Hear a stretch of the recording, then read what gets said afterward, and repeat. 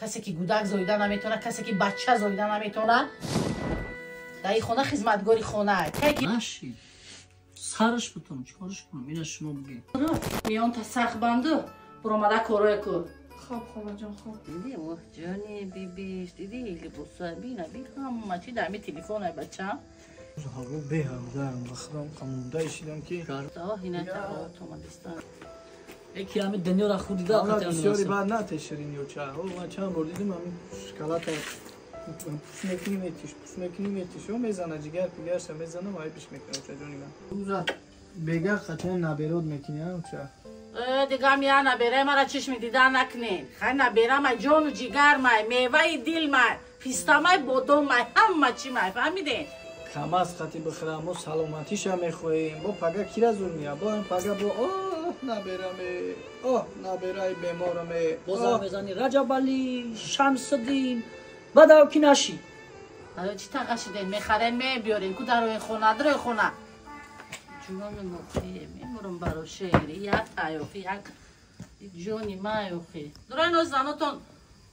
او خود میبیارم تو نه اوی زناش ما تدری خونه میبرونی که گشنگه میبرین شموری هک جو برای کلین اوقات بفرستم. تیزه ما میبرم جته خاله بر کودک بینم. تو چی کودک بینی چی؟ آدم که کودک تولد کردگی نیست کودک مایده یا نمیبینه با یگان کسل پسل نداشته باشه همون کودک کسل کنی تا اول یک کودک تولد کن با کودک رفتگی کودک بینم تا چی کودک بینی چی؟ را کورپورای خونه کن کودک بینم کودک بینی دکتا مانده کن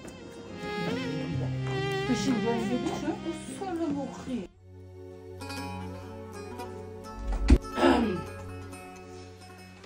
خوابی. آمدم جانی خواه اینه اوقات آوردیم رحمت خاله جان. اوقات خورو میان تا سخت بنده برآمده کارای کو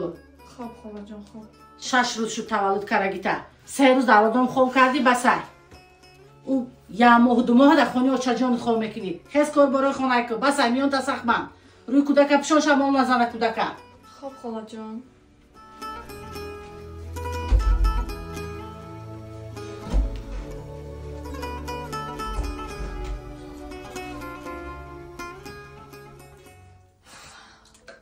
جانی بیبیشه همین لباسا بیره شوشتین توزه کردین آه خاله جان. قشتون ترنگه که قدیلم پر نیست هر دوی تو نه خاله جان. احتیاط کنیم نبیرم روینه شرچه شرینه رایده شرینه ما کار شکلینه این جونی ما این مغزی دونه ما این جگربندی ما دخترم دمه باوری کرده روی کرده پیش بیبیش اصلی بیبیش و خویی همیشه نیم سرده خزاره داره و خوی یا بود چوی کشگاه که نگو کرده میشنه نبی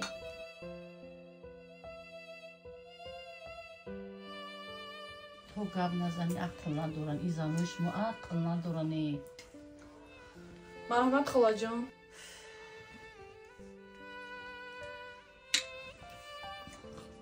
ای چوی خنگه نادیره خیلی چوی گرم دم کرده بیو خب شد از خاله جان. چینه نپا جان ما دم میکنم. بشینی من دم میکنم کسی که گودک زایده نمیتونه کسی که بچه زایده نمیتونه در این خونه خدمتگاری خونه خواهران مادران و اپاجونکای من شما میتونید در خونه‌تون نشسته خونه نمبر آمده توسط همون تلفن موبیلیتون کار و فعالیت خدمات بیزنس خدمات در خونه نشسته پیش برده در یک ماه 5000 سر کرده تا 15000 تومانی مبلغ پولی به دست بیارین برای به کار قبول شدن دیپلم لازم نیست زبان خارجی دانستن لازم نیست دانشجو دخترکو صد فایزه میتونین کار کنین اپایی که در کارخونه دولتی و کارخونه شخصی کار میکنین شما رو هم در پنل میتونین که در شرکت فابریک یعنی 3 ساعت تون در یک روز صرف کرده هر ماه معاش خوبی به دست بیارین برای به کار قبول شدن شما چیکار میکنین یگان کسا پول نمیته فقط واتساپ بالای اکران بده دایرکت شرکت فابریک اپای پروینه جان در اینومی دو درکتون رجب علی ابراهیم مراجعت میکنین اپای ما شما را رجیستراسیون میکنه و 500 روبل یعنی که توفه میکنه هر یکی شما در وقت شما می اپا جونی ماده مینویسین 500 روبل بگیم که حساب اپای ما رجیستراسیون میکنین توفه میگیرین یعنی که 80 سو میشه 70 سو میشه خلاصه وقتی شما در شرکت فابریک کار میکنین حرکت میکنین در مدت 2 ماه 3 ماه دایرکت شرکت فابریک میشین شرکت فابریک 10000 دلار یعنی که 20000 تومان شما را توفه میکنه این چونین یک چلای طلای دیگه ای حسابی اپای پروینه جان شما یعنی که صاحب میگردین. در شرکت فابریک کار کردن چی خوبی داره که هر 21 روز پس شما معاش میگیرین. به غیر معاشتون برای تولد هر یک فرزندتون شما را شرکت فابریک 10800 سومونی دیگه یعنی تحفه میده. این چونین به غیر یعنی که تحفه های میگرفتگی برای هر یک زینه بالا میرفتگیتون شما را یعنی که 20000 و 30000 و 40000 روپیه زینه به زینه بالا پول دادن میگیره. برای همین حرکت میکنیم اپای پروینه جان دایرکت شرکت فابریک در واتساپش مینویسید. بشینیم دم میکنم. کسی که گودک زایده نمیتونه، کسی که بچه زایده نمیتونه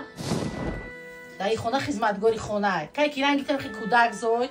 شیر بچه زاید انا بعد میخره خامیره بعد میخره و خامیره بری بالا خیلی چین جان دم کرده خودانو خور رفتنه یک کودک زایده نمیتونه. خیره چرا دم که بیا نخوتی پیش خوشه چرا؟ خیره می کودک تا نگاه که خوشا تران کردنش در پیش من کودک گیری هم نکنه آوازاش نگیره با ای تو فایده نیست اما در همون شیر بچه فایده ید چرا؟ نخوش موقع گردانی یکی بود دمانده بیاد میتی یا طبق اوقات میخوره ای من زیاد میخوره این نمیقشده یا بچه زایده نمیتونه یا کودک زایده نمیتونه ما برای چی کلین کرده آوردم ای یک گره که اینه کلین ای خرابه که من داکه این زاید کو و پشتش میگیری چی ما رو نمیفورم مناسبی فرزند باشه ما رو نمیفورم خیلی نبیره داشته باشین شما ما 4 سالشی زندگی میکنم شبی دروز در درون جاگه گیره کرده خوب میرود شبی میکشه که تو سهر خوب نمیرود برای چی؟ برای بفرزندی و شما تاروش استاده گفته ایسین که یک فرزند میتونه خداوند که نه تمام چیکار کنیم چه خیلی گاه میزد وقتی زنی تو تو دمان گاه بیاد میتی من پل مول داده آوردم که اوخی یا نبیره زویا و یا شیر بچه زویا اینه چور سوش زندگی تونه اوخی میکردم خیلی دم کردگی ایمه را فربیج خوده خوبه یک طبقه خود تا میزنه در خونه یا بچه زویده نمیتونه چما شما صافی گپا رو باوری نداشتم که میگی چیکار کنم آجا جان تقدیر الهی جنگ کنم خداوند ندادیست که جا برم دختر رفتم ایجاش رفتم نه دشان بمون نه کلوبش بمون همه ایجا رفتم نشید سرش بتم چیکارش کنم اینه شما بگی من خیلی گاه بیاد نتی یه روی مسلمانی هم نیسته و چجا نگه پا یه روی انصاف هم نیسته دختری مرده که آوردیم باید هم خیلی شکنیم باید گپای گندش بزنیم باشه آه با اجازت شما آه خیزه روین اکش مختون اما پشتی زناتونه میگیرین دویمو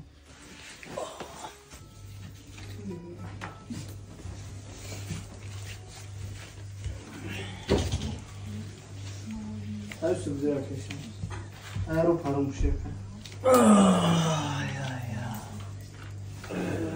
کشم من راستی گفت باور کنی نکنی دیلم میسوزه میدونی اکا جان وقتی که من فرزندور شدم اکا هم عشقی شادی ریختم اکا هم عشقی غم اکا برای خودت غم انگیز شدم برای خودت اکا دیلم پورا شد که ببین که من دوداری اکای شمسم من فرزندورم اکای بیچاره من چندین سال سوی فرزند نمیشه برای همین اکا من همیشه دعا میکنم که خداوند سوی بی فرزندت کنه اکا هیچ وقت ناامید نشه اکا میدونیم خودت میدونی که انسانهایی هستن که اکا 15 سال صبر کردن طاقت کردن تحمل کردن و خداوند بالاخره آرزوشون رسوندشون فرزندای نازنین یعنی نصیبشون کرد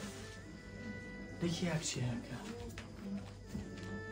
حرکت که کرد هرچند مدر سخنوی قبیل بگه هرچند سخنوی پست بلند بگه یکی حرکت که سخن اینه که دیل شبر انجامی سخن اینه که دیلی مدر بشکنه برای اون که آینده فرزندار میشه آینده خوشبخت میشه یکی یک سخنی بعد خودت کرد یک سخنی پست بلند خودت کرد همیشه در یاد مادر میمونم. باور دارم انشالله که فرزندان میشه. فقط ناامید نشد کرد. من از زیاد میخوام قشنگ